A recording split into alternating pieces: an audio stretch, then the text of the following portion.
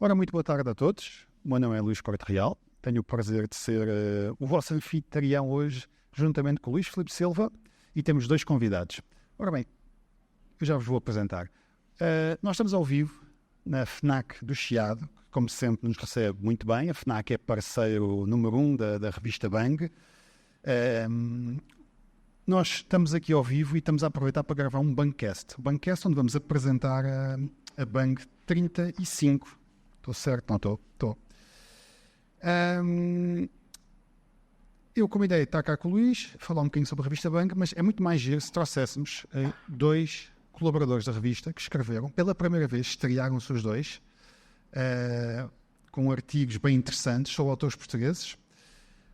E depois podemos falar um bocadinho sobre a revista e a história dela, mas eu começava por apresentar os dois convidados. Portanto, Miguel, tu escreveste aqui um artigo, depois falas um bocadinho sobre isso. Não tens o microfone? Tens. Tem. E o Hugo, também te estreaste nesta revista, também foi a apresentar um futuro autor português da coleção Bang, portanto isto é tudo o pessoal que gosta de fantástico. Se calhar começava por ti, Miguel. Tu já conhecias a revista Bang? Já. Já. De que idade é que tens? 31. 31. Então já conheço há muitos anos. Já. Que a revista já tem para aí uns 15. Eu por acaso não fiz as contas ainda, mas já deve ter uns 15. Começou em A5, depois passou para digital. Ainda teve em digital. Há 3 ou 4 números que não existem em papel. E depois há coisa desde o número, sei lá, número 10, ou 7, ou 8, que está neste formato. E depois em colaboração com a FNAC, tem sido absolutamente indispensável, porque vocês não fazem ideia do trabalho e dos custos de produzir uma revista com esta dimensão, 4 cores, qualidade profissional. Então, como é que tu conheceste a revista Bang? Conheci através da FNAC, ela é distribuída nas FNACs e gratuitamente, e foi lá que a descobri inicialmente. E já a coleciono há alguns volumes, desde o momento em que a descobri. Tratei de colecionar todos os anos, sempre que sai, 2 por ano, 2 edições. Trato sempre de trazer uma para casa e fazer essa coleção. Faltam-me ainda muitos dos volumes anteriores que não cheguei a conhecer. Sabes que nós lá no escritório, quando mudámos, descobrimos caixotes com revistas antigas que já nem nos lembrávamos. Estava aqui. Acho que acontece sempre que se faz mudanças. Então no Festival Bang levámos as revistas todas para lá, pusemos assim pilhas. Pessoal, quem quiser leve. Bem, eu comecei a falar com alguém, quando olhei não tinha lá uma revista já. Num minuto, desapareceu tudo. Para revistas com 10 anos, que não é absolutamente impossível de encontrares. Mas pronto, estás a colecionar e este não quando te convidam para escrever. É verdade. E tu escreveste um artigo muito giro. Obrigado. Sobre qual foi o desafio que te lançaram para esta Bang? Pronto, para esta Bang foi ler o livro do Ivo, Morte à Primeira Vista, e fazer um pequeno artigo sobre ele e também fazer entrevista ao Ivo. Morte à Primeira Vista é um livro de ficção científica que a coleção Bang vai publicar este ano. Ficção científica, mas hard science fiction, não é aquela ficção científica assim ligeira, com sabres de luz, não é? Aquilo é muitas personagens, denso, todas interligadas, é um bom livro. É um bom livro, nos entretém durante muito tempo e nos põe a cabeça a pensar e a pensar onde é que isto vai dar, porque 9 personagens a começar a interligar-se. E muito distintas, tens a prostituta, tens o espião, tens os polícias, o prisioneiro, o investigador. É muito giro isto, tu vais gostar deste. Quando a gente lançar, fazemos um Bangcast sobre o livro e aí tu estás lá com o autor. Boa? Combinado. Fixe. Então a gente já regressa. E a gente também se cruzou aqui por estas coisas dos livros. Nosso tempo também foi numa feira do livro, assim. Capaz de ter sido? Sim, acho que sim. Como é que tu te cruzaste com a revista Bang? Também foi aqui um bocadinho como o Miguel. Andava a passear na FNAC a ver onde é que havia de gastar dinheiro e encontrei uma revista e fiquei super surpreendido porque não conhecia nada do género a ser feito cá. Então eu acho que não há nada de género a ser feito em lado nenhum do mundo. Ou seja, há muitas revistas de literatura fantástica, mas acho que gratuitas, não acredito. Exatamente. Tu conheces tudo e mais alguma coisa, Luís, confirma. Sim, exatamente. Aliás, a revista Bang é uma revista charneira em termos dos vários mercados europeus.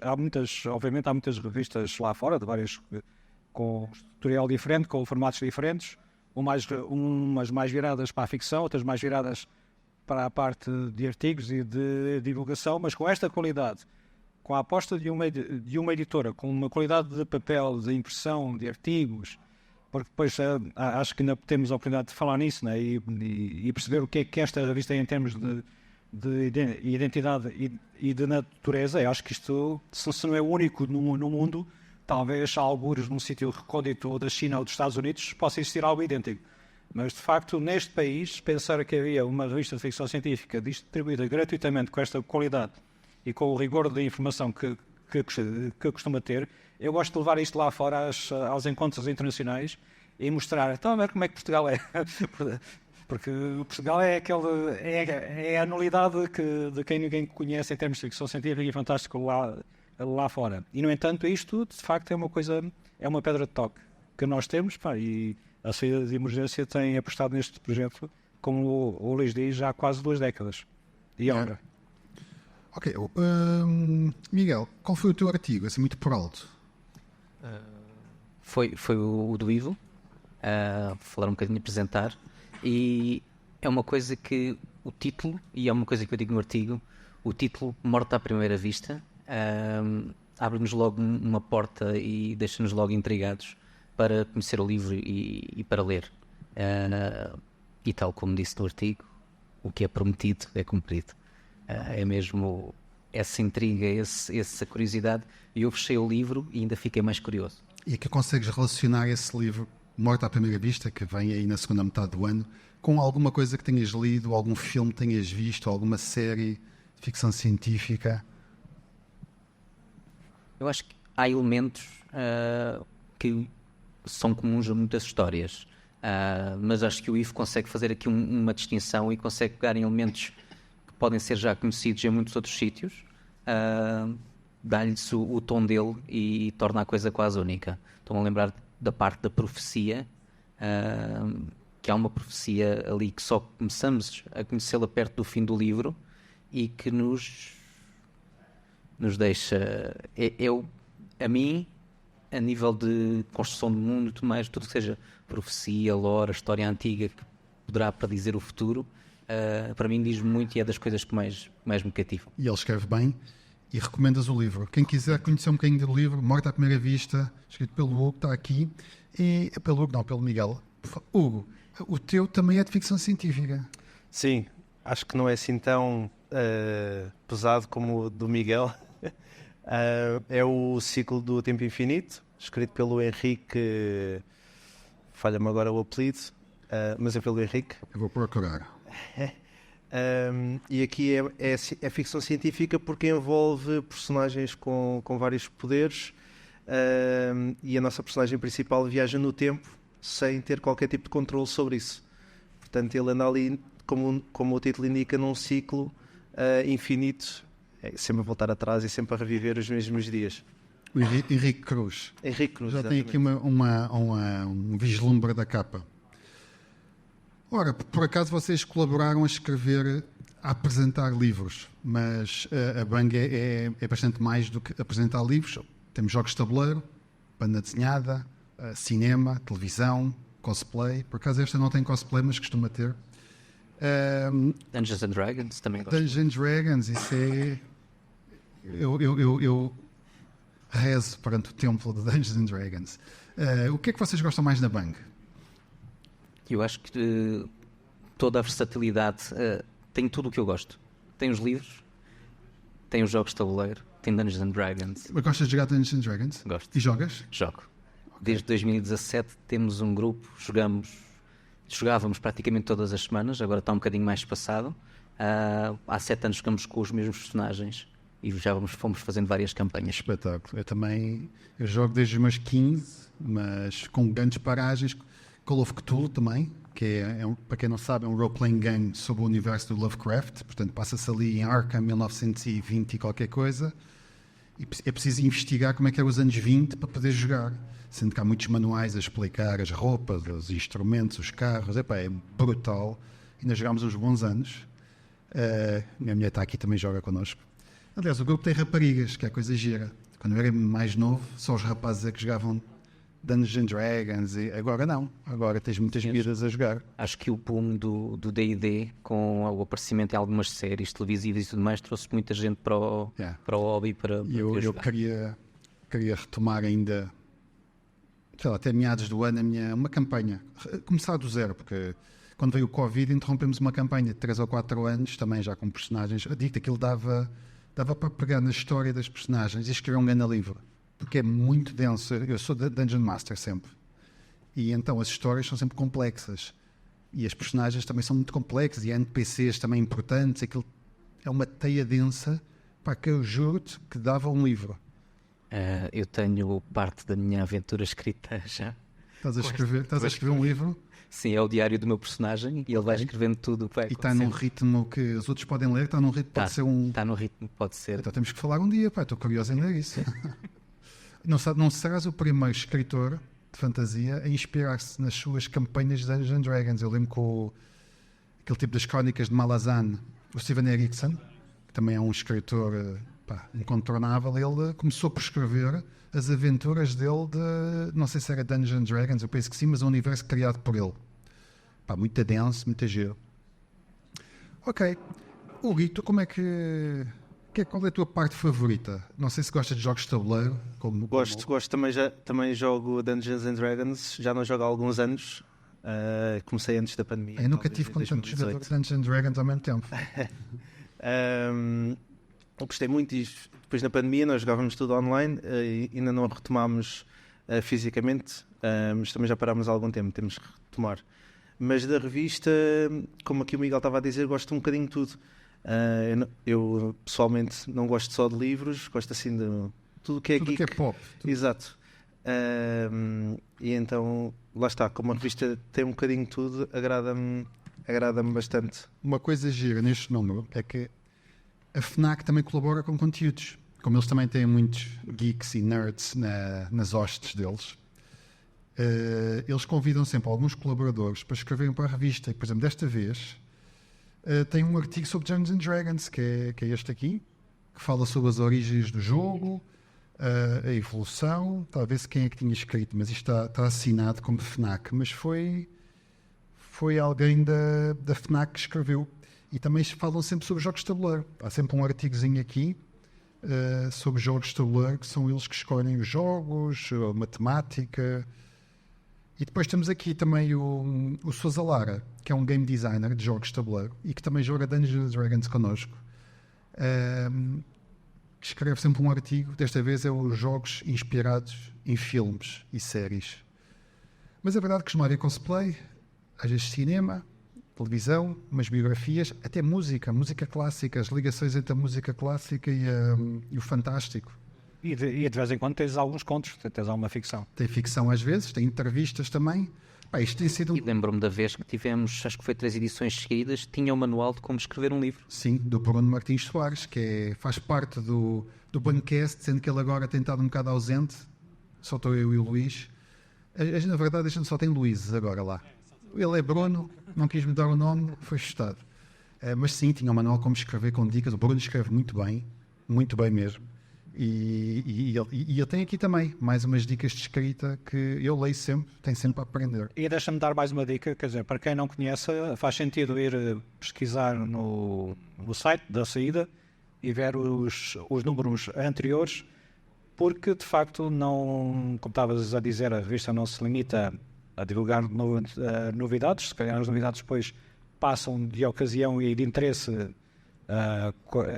constante o tempo passa também, mas há artigos que ficam como referência. Eu lembro-me perfeitamente dos artigos do David Soares e do António Macedo sobre a história da ficção científica em Portugal, e que faz sentido ler, ou seja, há ali bastante material de referência. Estão sempre atuais, é material de referência para outros estudos. Sim, o António Monteiro aqui, que também é um veterano da revista Bang, escreve sempre sobre autores clássicos. Por exemplo, neste aqui é sobre Wilkie Collins. Mas já escreveu sobre os vampiros, sobre o Lovecraft, sobre os autores europeus de terror, oitocentistas, muito clássico sempre, que é muito giro, porque por um lado tens pessoa com 60 ou 70 anos a escrever sobre o horror clássico e 2 páginas à frente tens, por exemplo, a Lenda das Quimeras, de uma miúda que é o horror gótico, uma miúda deve ter 20 anos, que é a Lenda das Quimeras, vamos publicar agora na segunda metade do ano, e que escreve o horror gótico. Podia ser neta do António Monteiro. À vontade. Mas estão todos aqui a dar conteúdos para o campo de giro. E tens aqui um outro Monteiro, que é o João Monteiro, precisamente um dos organizadores do Motel X, que tem um artigo muito interessante sobre o Estado Novo e a revolução no cinema de terror português. Eu já conhecia alguns filmes, mas não os conhecia a todos, e realmente eu penso que nós até temos uma boa história e se calhar não uma riqueza enorme, né? Mas temos alguns baús escondidos do nosso fantástico, quer no cinema, quer na literatura, quer noutros meios, que vale a pena descobrir e ir escrevendo sobre isso, né? E que é para o pessoal também ir conhecendo. E uma coisa que a gente sempre sentou na editora foi não fazer da revista Bang um catálogo da editora. Nós temos a coleção Bang, que é a coleção de fantástico mais regular em Portugal. Há, sei lá, 18 anos, para aí que publica literatura fantástica. Não sei em que número é que vai, 400 e tal, por acaso não sei, uma vergonha, devia saber.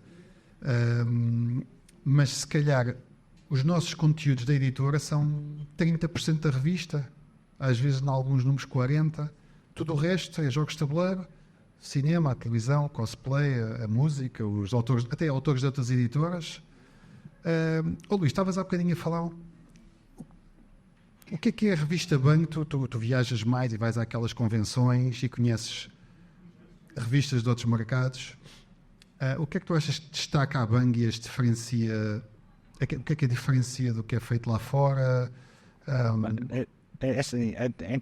Em termos de distribuição e de acesso, é impar, não é? Porque não tens nenhuma outra revista que esteja acessível a público não conhecedor.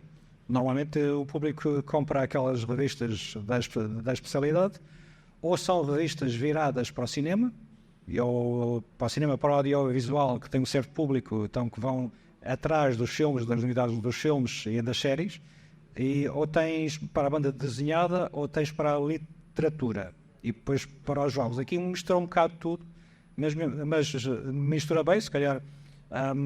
O que tem aqui diferente de outras revistas é que tem menos ficção, mas já também há menos ficção em Portugal, ficção curta. Nós não somos propriamente um país de contistas, somos de poetas e somos de romancistas, mas alguns no meio o pessoal não gosta muito de investir.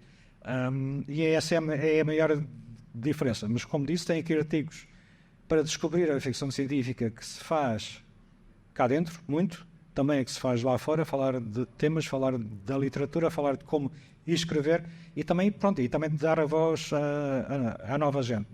Eu por acaso tinha uma pergunta para o Miguel e para o Hugo, porque eu entendo que vocês, isto é uma estreia, mas não é uma estreia, não é?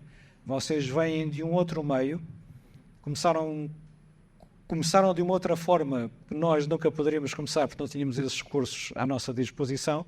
Vocês tiveram a oportunidade, de pertencer a uma geração e ter uma forma de exprimir o gosto pela literatura, pela leitura, e fazem isso regularmente. E gostava de... Portanto, vocês já têm um currículo, começaram pelo meio não tradicional e agora vieram para o meio tradicional. Gostava de fazer uma pergunta dupla, que é: o que é ser um book reviewer nos social media hoje em Portugal? O que é que vocês entendem que é começar agora e falar para um público português nesse sentido? E depois, o que é que foi a transição, digamos, para o meio tradicional, em que o resto da malta, até esta geração, costumava começar? Bem, eu, a nível de redes sociais, eu estou apenas no Instagram. E a grande diferença logo é que no Instagram temos um limite de palavras que é muito menos do que o limite que o Luís me deu. Mas eu inicialmente, até quando criei a página, não era muito para fazer reviews, era mais para divulgar os livros de fantasia que eram lançados cá, porque senti que muita gente não sabia, não tinha conhecimento, e depois é que comecei mais a falar especificamente dos livros que iam saindo e a fazer reviews para ver se interessava mais o pessoal. A diferença é grande, porque eu olho e penso, bem, eu vou escrever um artigo para uma revista e dá-me logo aquele pânico de o que é que vai sair daqui. Enquanto que no livro eu estou só ali no Instagram, eu estou só a dizer o que é que eu achei e se alguém ler, leu, se ninguém ler também está tudo bem e segue jogo. Mas foi bastante desafiador no sentido de gostava de escrever algo para a revista, mas que ficasse bem feito, não é? Portanto, acho que foi mais esse o desafio. Sim. Sim, eu acho que é. E o que eu senti é que uma pessoa está habituada a fazer as reviews e a ler, tal como o Hugo disse, às vezes um bocadinho para nós, um bocadinho para aqueles que nos são mais próximos e de repente começamos a ganhar alguma proporção e o Instagram vai crescendo e há gente que vem chegando e que vamos começando a falar para mais gente, por assim dizer. Chegar depois ao ponto de ser convidado para escrever para a revista Bang, para mim foi quase um sonho cumprido, porque era uma revista que já seguia há algum tempo, já antes de ter o Instagram, e poder dar este salto é bom. Sente-se assim um quentinho no coração. Mas foi muito giro, porque a receptividade foi ótima, o pessoal conhecia, gostou, e porque nós fizemos um esforço por... A Bang estava com... Sempre teve colaboradores muito apaixonados e que entregavam tal e qual aquilo que a gente pedia. Mas ela aos poucos estava-se a afastar do público leitor. Estava a ficar um bocadinho densa, se calhar um bocadinho elitista às vezes, são temas muito sérios. E a gente olhava para o que estava a vender, e não era bem isto que a gente estava a falar. A gente teve que a certa altura parar um bocadinho. Ok, nós queremos que a revista Bang chegue a todos, chegue ao pessoal mais novo também, ou quer continuar nesta faixa etária, a falar só sobre estes assuntos, que são muito interessantes, mas não são muito comerciais. E então, na última e nesta, fizemos uma grande tradição. Fomos ver, ok, quem é que nós podemos ir buscar às redes sociais? A Lara Fresco, por exemplo, sugeriu os vossos nomes. Até foi ela, disse, Lara, quem é que tu achas que tem perfil para escrever para a Bang? Porque é preciso escrever bem e é preciso... Uma coisa é escrever lá, 2 linhas para o Instagram e fazer umas macacadas. Não é o que vocês fazem. Vocês têm coisas muito giras e complexas. E não, eu estava-te a dizer que tu apareces-me todos os dias com conteúdos novos, assim, fogo. Ganda maluco. É sempre coisas a sair, não só relacionadas com os livros, Sim. Seja os jogos de tabuleiro, cartas. É quase uma espécie de Bang. Eu costumo dizer, nem só de livros vive o homem. Então, há todo o resto. Verdade, também vivo de séries de televisão e filmes. E então, pronto. Começamos com vocês. Penso que há aqui mais ou duas pessoas também, assim, já mais novas, também, que estão muito envolvidos com as redes sociais e que também gostam muito de livros. Mas não quer dizer, e gostávamos muito de continuar com vocês nos próximos números, o que não quer dizer que seja a fazer reviews de livros. Até pode ser, porque a gente tem 2 livros de ficção de fantasia. Eu vou precisar de 2 alminhas que peguem naquilo. Os livros são brutais mesmo. Mas também podes um dia dizer, olha, eu gostava deste número de apresentar aqui uns jogos de tabuleiro ou falar de uns filmes e de umas séries e fazer um artigo em que falo, percebes? Isso é que é giro. Nós desafiamos a rota das convenções de board games de Portugal. Por que não? Bem giro. Ainda agora foi uma no Casino de Estoril, aquela organizada pela Mebo. O IAC e o Mebo, sim. Sim. Luís, tu tens sempre umas perguntas interessantes, força. Eu estava aqui a pensar que por acaso, pronto, vocês começaram no domínio do Mark Zuckerberg e agora estão no domínio do Luís Corte Real. Mas nós fizemos ao contrário, não é? Começou-se tradicionalmente com uma revista, mas também houve a necessidade, ou sentiu-se a necessidade de evoluir para um podcast. E o Bangcast é a versão, digamos, moderna. Anda um bocadinho preguiçoso o Bangcast, mas ele há de retomar. Mas, de facto, eu estava aqui a pensar que está aqui um encontro interessante, um choque cultural de gerações, de 2 inícios de forma diferente, mas depois que se chocam aqui, porque, de facto, se calhar hoje em dia o livro ou o conteúdo que se encontra no livro não pode subsistir apenas na palavra escrita. Parece que tem que haver animação, não é? Assim, tem que haver burburinho à volta. E as redes sociais, neste momento, são um meio privilegiado, né, para esse burburinho surgir e também para o discurso continuar. Porque se um livro for bom, o discurso não acaba na última página. Não é? E nem estamos a falar das séries. Há séries que depois têm outras páginas, mas há livros que se colocarem as perguntas certas e não as responderem a todas, eventualmente espalham-se para além daquilo que é a própria obra, né? E encontram um meio de comunicação nas redes sociais. E acho isso um fenómeno muito interessante. Penso muito lá fora, não sei se aqui realmente acontece esse tipo de, digamos, de expansão de contacto entre os vários podcasters, leitores. Eu acho que a diversidade das origens dos vários leitores e de quem fala sobre os livros é o que traz riqueza, e mesmo o facto de há quem leia sci-fi, há quem leia romance e fantasia, e o encontro de todos estes intervenientes é o que traz mais riqueza depois ao bolo grande que é a literatura. A nível das perguntas que depois também vão ficando, eu acho que isso também acontece muito no meio digital, das perguntas irem sendo batidas. Há também muita proximidade, muitas vezes, aos autores, e há a facilidade de chegar ao autor por via digital, fazer as perguntas, de pôr aquilo a discutir, e muitas vezes chega-se a lembrar autores, e eles próprios até têm ideias derivadas das questões que são colocadas por nós. E por vezes até podemos até ter falado sobre algum livro e já respondemos a todas as questões, mas aparece depois alguém e o assunto volta a ressurgir, e mesmo toda a gente pensava que já tinha passado ou já tinha sido esquecido, e é uma forma também de suscitar. Sim, nem todos, muitas vezes conseguimos ler o livro logo quando ele sai, logo na estreia, por assim dizer. E há quem leia o livro passado 2 meses ou 3 meses, e quando vemos está o assunto a voltar à baila, e está o livro a voltar a ser falado e a ser mencionado. Eu acho que isso também é muito bom, porque nós sabemos as limitações físicas de uma livraria, as novidades saem, estão ali na montra, passado 2 semanas há outras novidades que têm que entrar, e pronto, o Instagram, a plataforma digital, é a montra digital permanente, onde eles estão lá sempre.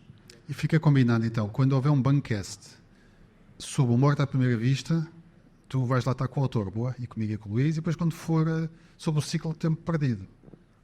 Ou estou a dizer bem o título? O ciclo de tempo infinito. O tempo perdido é uma coisa mais séria, não é bem para a revista Bang. O ciclo de tempo infinito do Henrique, aceitas o desafio e estamos lá com o autor e fazemos um Bancast bem giro. Agora, vocês leram 2 livros de autores portugueses, por acaso podia ser até um autor estrangeiro, porque está aqui a Kate Ramis, que é analisada pela Joana. O que é que vocês sentem da literatura fantástica em português? Ou da literatura portuguesa em geral? Nós estamos apostados muito este ano. Vocês sentem diferenças na receptividade dos leitores, da forma como os autores se promovem, comparativamente, se calhar, com autores mais da velha guarda? A qualidade da escrita, se notam que houve uma evolução na literatura de género, por exemplo? Eu acho que aqui no nosso meio somos muito maduros, pouco maduros, que a escrita talvez às vezes não seja tão bem trabalhada, ou que talvez não tenham, eu vou ser muito negativista, mas se calhar não têm tanta capacidade como lá fora. Não consigo responder o porquê, mas sinto que estamos a dar os primeiros passos, ou vamos dando vários passos, mas é difícil de comparar. Mas acho que existe uma grande tentativa sempre de promover mais e tentar publicar mais. Antes de vocês começarem a publicar estes autores portugueses este ano, eu sentia que só editoras muito mais desconhecidas ou pequeninas é que apostavam. E agora com este renascer de autores portugueses, acho que se calhar é o próximo passo para publicar mais fantasia cá. Mas do que eu tenho lido, eu sinto que às vezes falta ali mais qualquer coisinha, comparando com o lá fora. Tanto que eu nunca consigo comparar, se eu ler um livro português e um livro de um autor estrangeiro, não os consigo comparar, por vezes. Fica difícil. Ok. Eu aí tenho, a minha opinião diverge um bocadinho. Sinto um bocadinho que por vezes eu acho que os portugueses escrevem bem. Eu acho que o facto de nós termos a nossa língua materna e estarmos a lê-la, e sabemos que ela vem de origem, torna-nos um bocadinho mais críticos e mais incisivos sobre ela.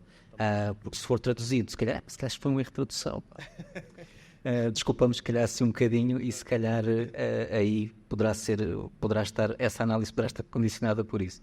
A análise que eu faço é esta. Eu acho que temos escrita muito boa, eu acho que temos bons escritores. Somos mais benevolentes então quando vem lá de fora, então. Eu acho que sim.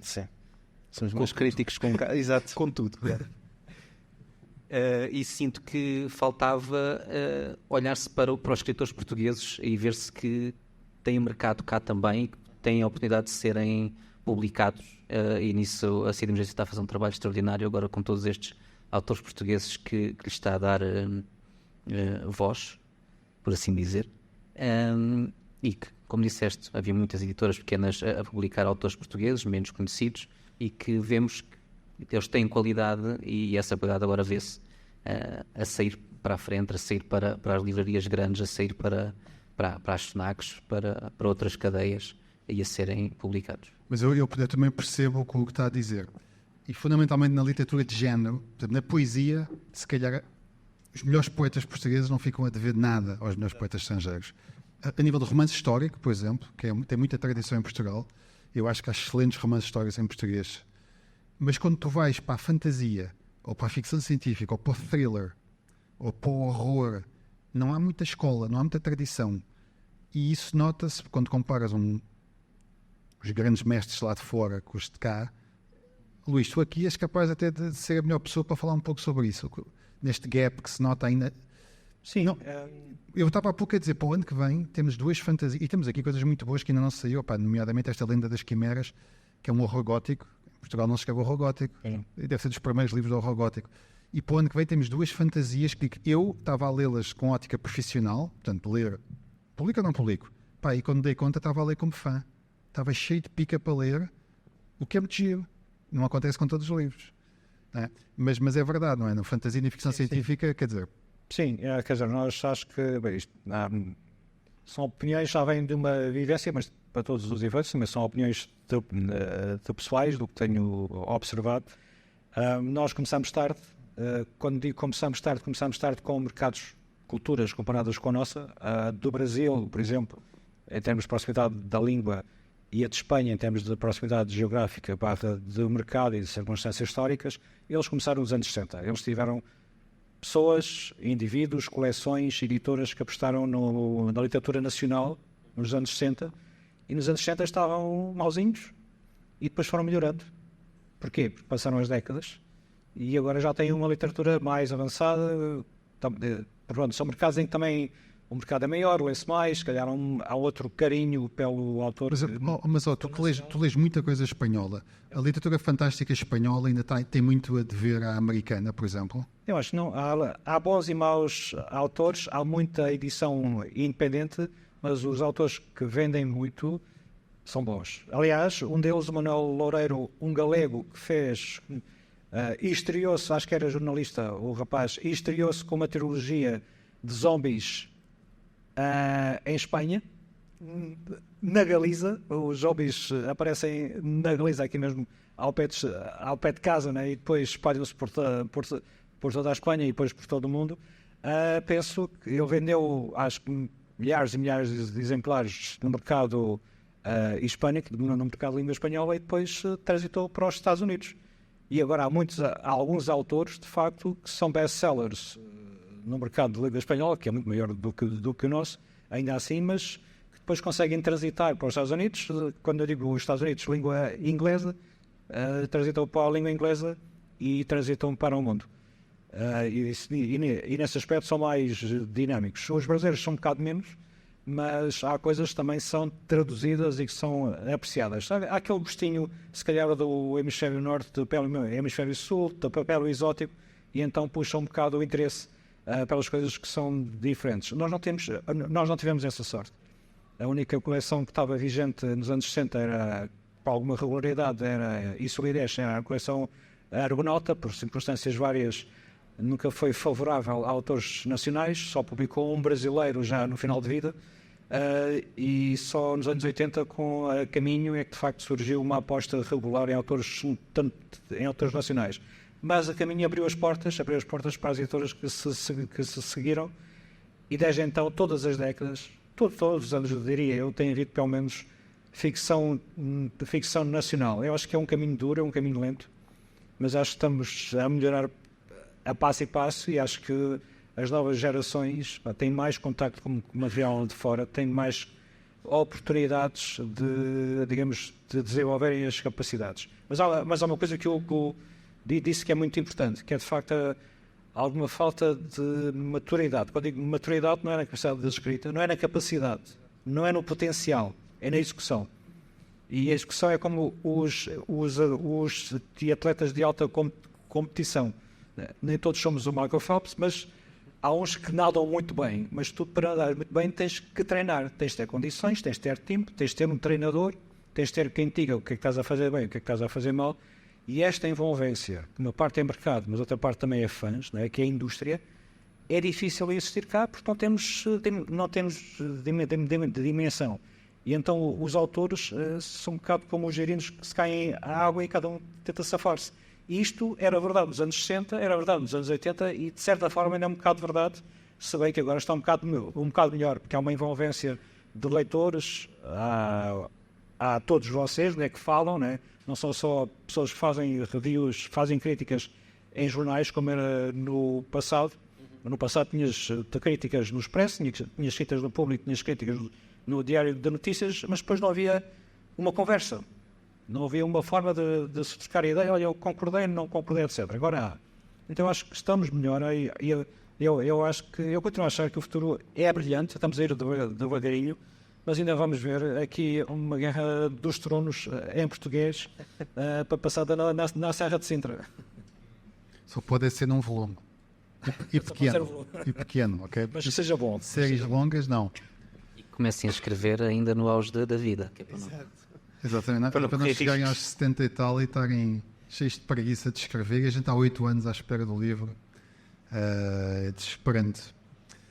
Epá, a revista Bang começou como um projeto mesmo de carinho pelo Fantástico. Eu lembro perfeitamente, ainda íamos reunir com a FNAC, apresentar o projeto e propor uma colaboração. Isto foi há muitos anos. Há muitos colaboradores que passaram pela revista. Entretanto, nasceu o Bangcast, nasceu o Festival Bang, foi a primeira edição do ano passado. Primeira não, já foi a terceira, mas foi uma edição já com 2 dias e meio, enquanto que as outras era só um dia e estamos a fechar tudo para haver um festival deste ano. Não posso ainda anunciar, mas sim, este ano, o ano que vem, em princípio, em que já temos nomes para trazer cá. E queremos convidar as editoras todas nacionais para se mexer e trazerem cá também os seus autores, ou editoras de banda desenhada. O ano passado o Festival Bang foi muito giro, tivemos 10 mil visitantes. 10 mil. 5 mil foi para o concerto de Montespel. Pronto. Foi um espetáculo que foi em frente ao Rio, completamente gratuito, toda a gente que passava tinha um concerto de Montespel estrangeiros, era uma loucura aquilo. Tiveste lá, não tiveste?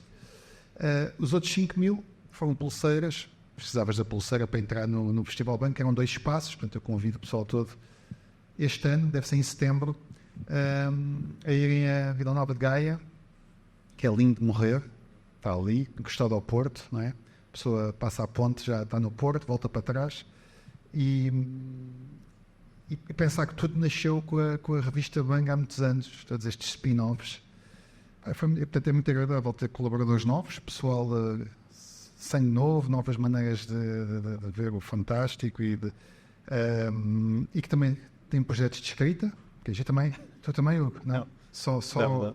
Ler, é só ler e comentar. Sim.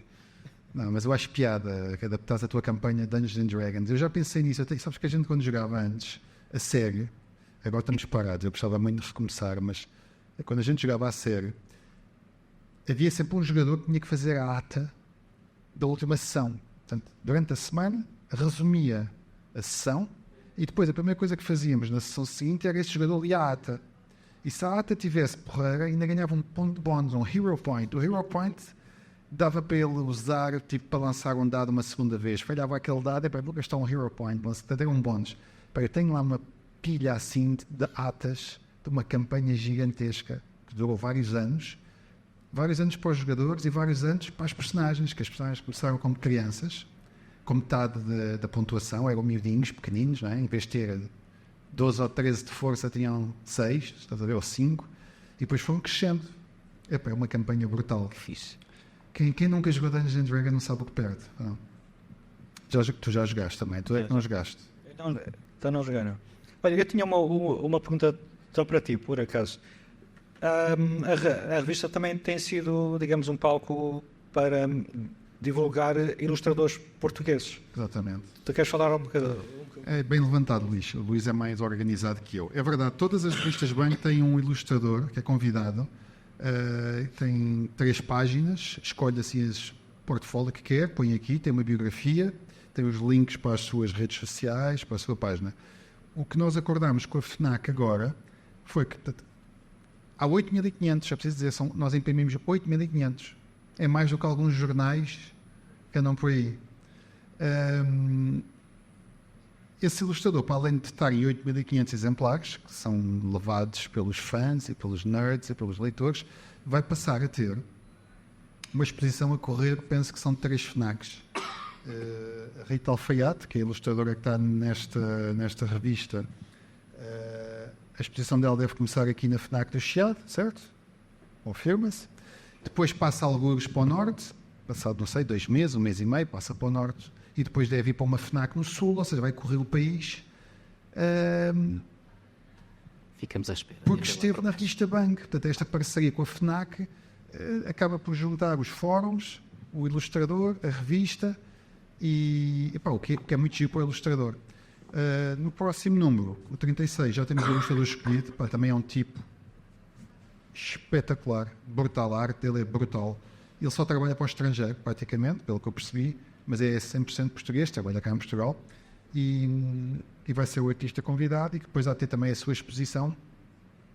E nós vamos ter, penso que é dia 6? Pronto, 6 de junho. 6 de junho vamos ter a Rita Alfaiate, que é a artista convidada, aqui. Já está a exposição dela provavelmente no lugar, para falar com ela, o histórico dela, como é que ela começou. O curador, ao fim e ao cabo, quem acaba atualmente por fazer as sugestões dos ilustradores é o Bruno Caetano, que é um dos sócios da Seita, e foi aquele que foi nomeado para o Oscar há 2 anos, que foi muito falado, passou na televisão. Bruno Caetano, aquele filme de animação, ele conhece todos os ilustradores no país, e ele vai, olha, Luís, eu recomendo este e este. E eu vou pesquisar, não é? Ok, este número é este. Portanto, sim, nós damos este destaque aos ilustradores. Muitos deles acabaram por ilustrar para a editora, ou para fazer uma capa, ou para entrar numa das edições especiais de capa dura. Temos uma do Poe, uma do Lovecraft, uma do Conan, uma do Tarzan, e gostávamos para o ano que vem fazer outra. Já temos mais, anda à volta de 100 ilustradores, 100, que já fizeram uma ilustração para essas coleções. Para cada edição especial dessas tem 20 e tal ilustrações, nós já temos 4. Vamos para a 5ª para o ano que vem, em princípio. Portanto, sim, é muito giro dar esse destaque aos ilustradores de carne e osso, antes que a inteligência artificial tome conta da ilustração em Portugal. Espero que não, seria horrível, mas pronto, gostamos muito de dar esse destaque. E a Rita tem um trabalho brutal, muito giro, muito original. Podem ver aqui na página 6 ou 7. Tudo muito colorido. Os livros dela também valem muito a pena. Conheces os livros dela? Conheço, vale muito a pena. Pronto, vamos estar aqui em junho então, depois podem vir. Estão convidados. E acho que essa ideia de levar a arte, a exposição a vários pontos do país é muito bom. Mesmo lá em baixo, eu sou do Algarve. Vieste do Algarve? Vim do Algarve. A propósito para isto não merece. E nós às vezes sentimos que faz falta mais coisas e mais eventos, mais exposições, e isso é uma ótima mas olha, forma não sei até se não será uma FNAC no Algarve, porque o que a FNAC nos disse é que ia correr, portanto ia ser Norte, Centro e Sul. Eu não sei onde é que há Alentejo, não sei se há FNAC. Acho que Sul é só Évora, o menos a sul do Sul. E depois não há nada no Algarve? E depois temos Algarve, temos Évora, faz parte, ou até há algum tempo acho que fez parte da gestão do Sul, se não estou em erro. Depois temos Faro, Lolé, Lagos e Guia. Há muitas. Sendo Lagos a mais pequena e não tem fórum. Ok. Não, fez sentido, porque a FNAC tem estes fóruns, tem sempre exposições de fotografia e ilustração. Nós temos os melhores ilustradores nacionais. Era giro associar uma coisa à outra, até porque a FNAC já tinha feito exposições, por exemplo, quando foi das edições do Poe e do Lovecraft e do Conan, eles fizeram essas ilustrações correr o país todo. Eu disse, porquê é que a gente não faz isso 2 vezes por ano com o ilustrador convidado? Pronto, olha, vai arrancar agora. E a outra coisa que combinámos foi isto, foi fazer todos os meses um Bangcast ao vivo, numa FNAC, pode ser aqui, ou pode ser às vezes uma FNAC do Algarve ou assim. Ou... Fica à espera. Exatamente. Dá mais jeito. Um orgulho. Luís, faz lá mais perguntas, estás mais inspirado do que eu. Também podemos ver se o público tem alguma pergunta. Quem Eu tiver acho uma que pergunta, devíamos abrir a oportunidade ao público de colocar essa pergunta. Só ouvi dizer que disse à havia minha mulher imensas. que ela hoje tinha que fazer uma pergunta. Ela adora ser o centro das atenções. Já está a regar-me pragas. Já estou a ver assim, estás morto. Tu estás morto. Alguém se atreve? Natasha, tens uma pergunta? Eu vou ir comigo. Está ali, estás com sorte, amor. A seguir a Natasha, eu vou escolher mais 2 ou 3 pessoas, está bem? Portanto, toda a gente pensa numa pergunta que é para não gaguejar. Natasha? Está aqui, está aqui. É a menina que está com o dedo no ar. Estranhos. Muito obrigado. Qual é a pergunta? Quer fazer uma pergunta a quem? Não sei. Não estava preparada.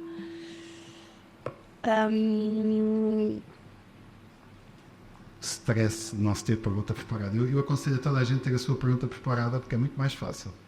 Posso dar dicas? Clínico de sardinhas na capa. Não, isso é publicidade. Estou a puxar a brasa à minha sardinha. Não posso. Não, não dá. Podes perguntar aqui ao Pedro Catalão Moura, um autor da série de emergência, que escreveu uma história alternativa sobre o que aconteceria se o Hitler invadisse o Vaticano e a Cúria tivesse que se refugiar no Fátima. Quem não leu, pode comprar, está aqui na FNAC. Foi só por isto que eu vim, pronto, para que o Luís falasse. Vai na do terceira livro. edição. Vamos na terceira edição, é verdade. Bom, já que desafiaste a fazer uma pergunta, eu vou fazer, de facto, puxar também um bocadinho a brasa à nossa sardinha à parte dos livros, não é?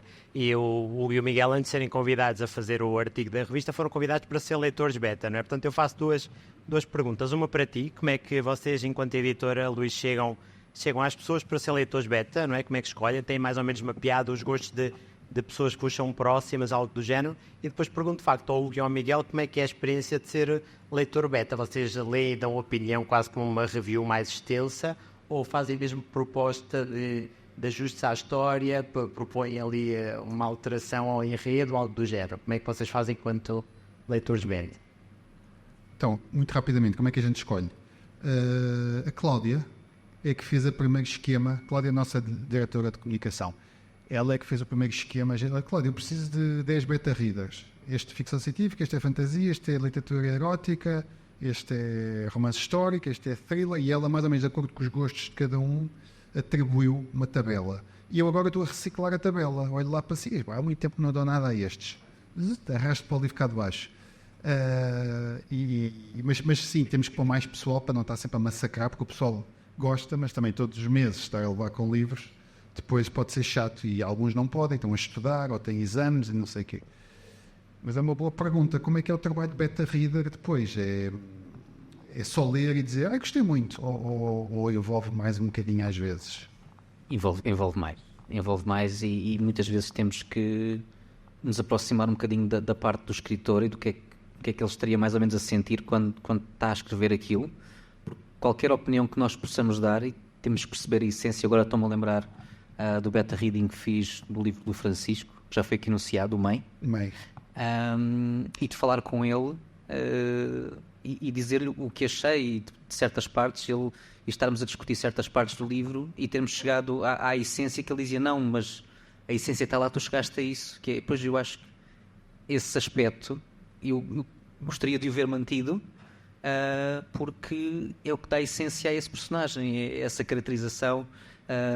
Ou até outra sugestão que lhe dei há lá uma cena, não é? Não vou estar a revelar tudo, que acontece, e digo que se calhar precisava ter aprofundado um bocadinho mais antes, para nós sentirmos essa cena de uma forma mais intensa.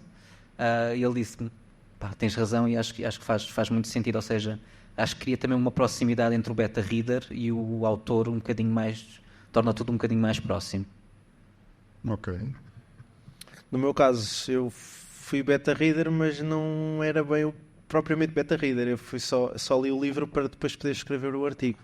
Portanto, ele já estava planeado e eu não ia dar um feedback sobre o que é que podia mudar ou o que é que podia melhorar. Portanto, foi muito mais fácil para mim. Pois, é uma diferença. Tu aqui analisas o texto está fechado. E o Miguel, quando leu, era um texto em aberto, e realmente temos tido autores que fazem alterações, mudam mesmo coisas, eliminam coisas, acrescentam coisas, simplificam, devido aos beta-readers. Outros livros, os beta-readers não alteram nada, também não pedem para alterar nada, só comentam, olha, eu gostei muito desta parte, esta é a minha parte favorita, e depois fazem os blurbs, fazem aqueles comentáriozinhos, 2 linhas, que nós pomos nas badanas e na capa e na contracapa. E uma coisa que eu tenho notado é que os beta-readers, e tu podes confirmar isto até com o Guilherme, não é? Os beta-readers vestem a camisola e empenham-se quase tanto como o autor na divulgação e na promoção do livro. O autor não está sozinho, porque eles divulgam, vão às apresentações, eles próprios fazem às vezes a apresentação num evento, partilham, gostei muito disto, é muito giro haver essa proximidade, não é? O autor nome também vem na capa. É bom nome, é verdade, tens que honrar aquilo, na capa ou na contracapa ou na badana. Mas bem, Pô, nós estamos... Agora que não tens microfone é que queres falar, olha, esquece. Qual? Já vos aconteceu, apesar de gostarem do género, já vos aconteceu não gostarem de todo do livro que vocês estão a ser betas? E se sim, que não é de tantos que aconteça, como é que depois é comunicar isso? Porque o comunicar que nós gostamos é sempre muito fácil e agradável, não é?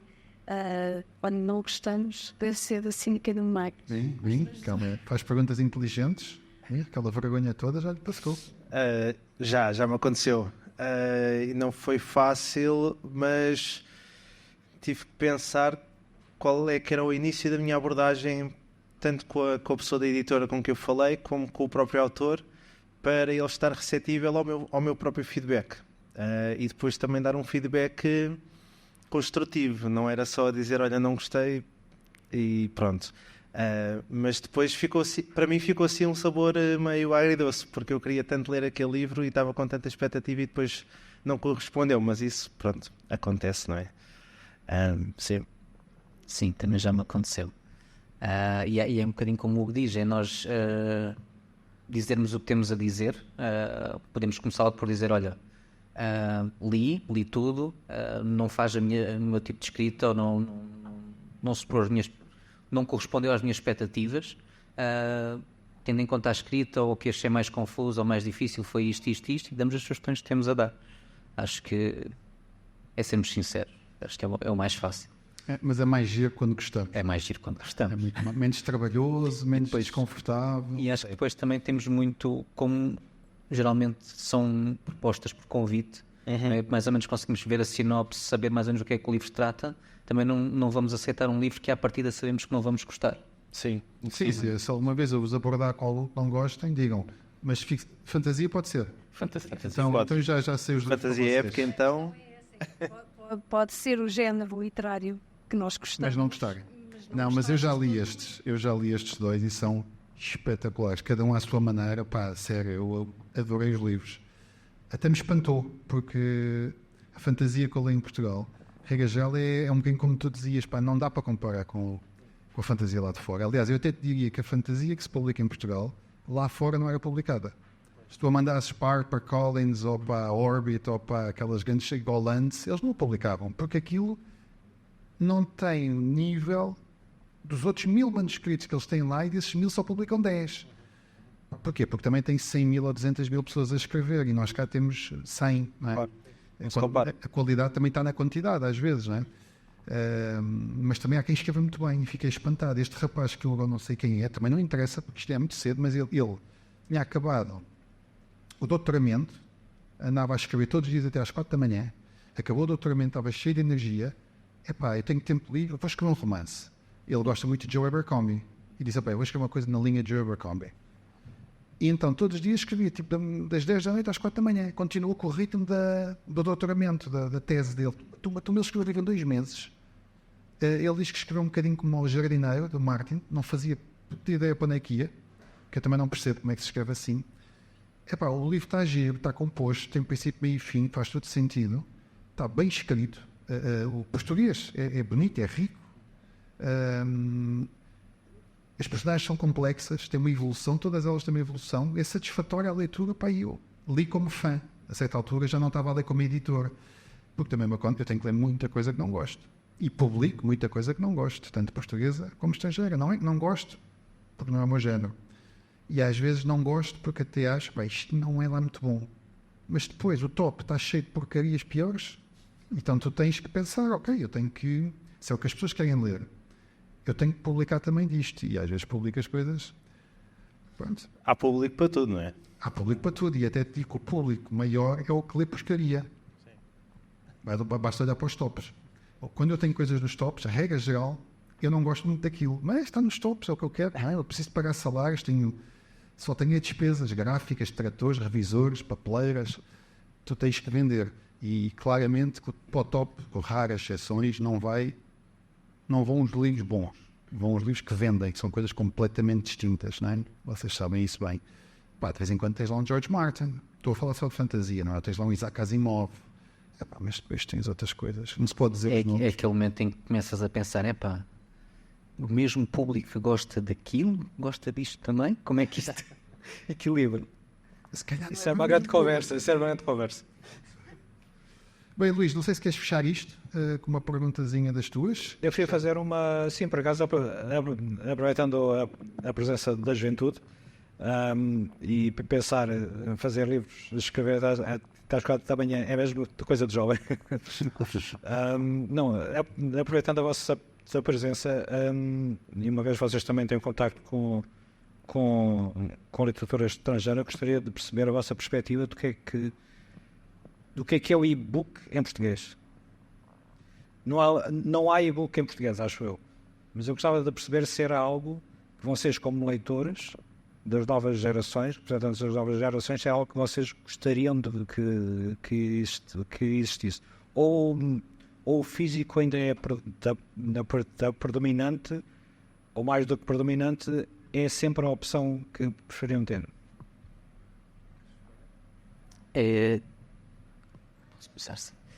Sinto que acho que é um bocadinho o termos a opção não é mau.